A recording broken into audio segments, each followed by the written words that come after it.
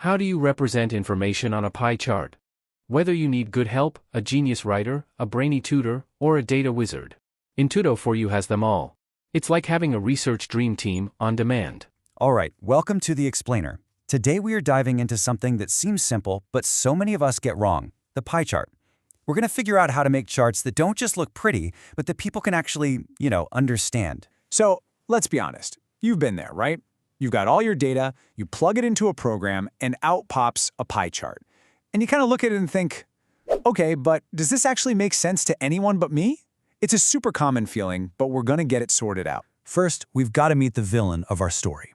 I call it the confusing pie chart. It's this place where your valuable, hard-earned data goes to become completely and utterly meaningless.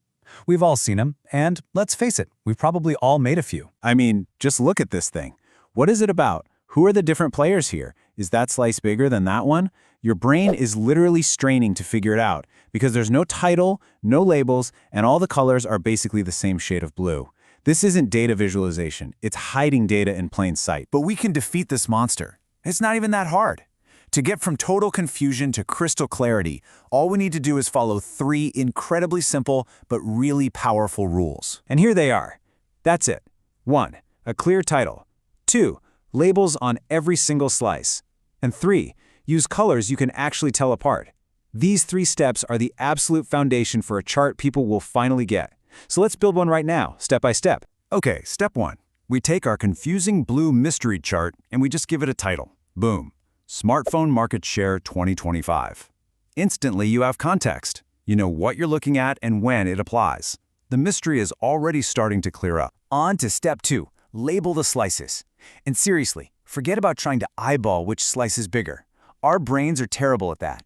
By adding precise labels, Apple 40%, Samsung 30%, we get rid of all the guesswork. The real data is right there, no confusion. And finally, step 3, the colors. We swap out those muddy blues for a palette that has some real contrast. And just look at the difference. It's night and day, right? It's got a title, it's got clear labels, and colors you can easily tell apart. This chart doesn't just show data anymore. It actually communicates it, instantly. Now, getting the basics right is huge, but it's really just the beginning. Let's level up a bit. We're going to go beyond just presenting numbers and start learning how to tell a real visual story with our charts. Check out this school budget. See how the biggest slice, teacher salaries at 50%, starts right up at the top? That's not by accident.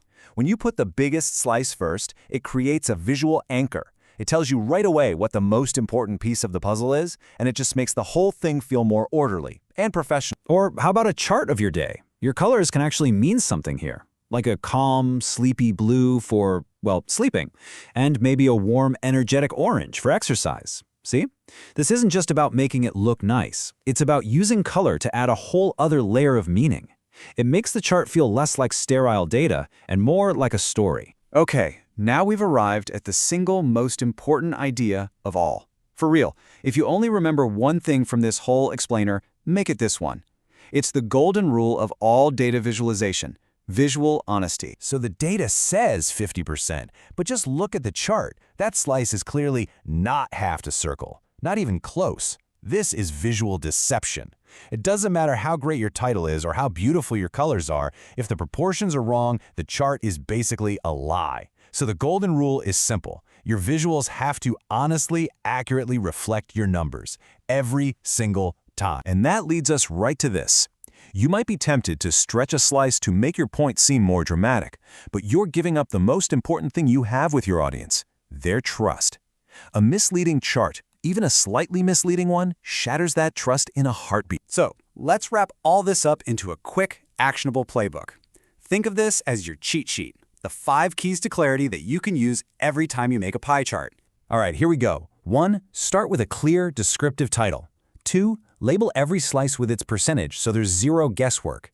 3. Use distinct, high-contrast colors. 4. Create that nice balanced layout by putting the biggest slice first. And 5, most important of all, always be visually honest. Your proportions must be accurate. Nail these 5 things and your charts won't just be pretty, they'll be powerful. Because when it comes down to it, that's what this is really all about. Your charts are not just random numbers you're throwing onto a page. They are a way to communicate. They're stories, just waiting for you to tell them well. So the next time you sit down with a spreadsheet, don't just ask yourself how you can display the data. Ask yourself this instead. My data has a story. How am I going to tell it? And subscribe now for more amazing videos just like that. And don't forget to like, share and subscribe to yours channel. Thanks for watching.